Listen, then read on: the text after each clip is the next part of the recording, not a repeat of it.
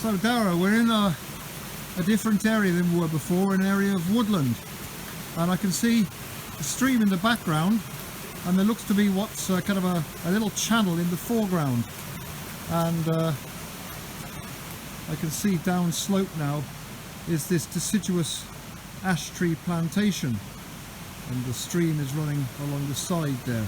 So Dara, what's the story here? What's the plan here? Well, this is the same stream as the one that we have going into the fields, which is just below us.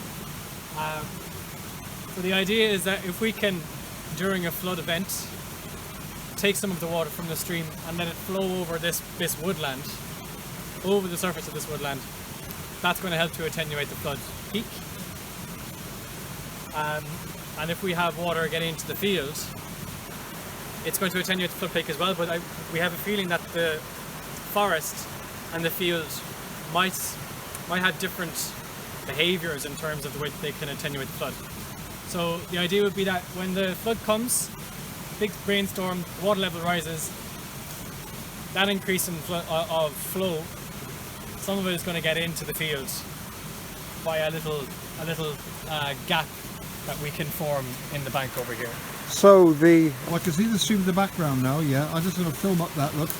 So the idea is that during a flood, some of the stream water will exit the stream at this point here, is it? Okay. Yeah, we can direct it from here and it'll flow through into the channel that we form, and then it'll sit in the forest.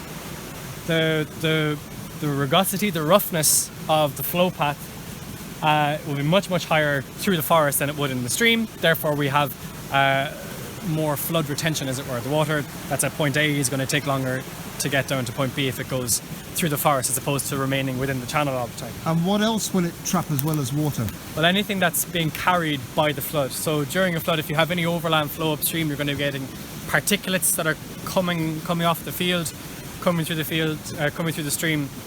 If we can capture those particulates, particular organic carbon, phosphorus, nitrogen, all those things that would be synonymous with agricultural areas, we can get them to be deposited on the bed, on the floor of this woodland here, possibly get taken up into the soil community, taken up into the trees, but at least it's not going to all flow down through the stream and then collect at some area, and we'll have some eutrophication areas that we'd be worried about downstream with these bubbles. Right, thanks Dara, cheers.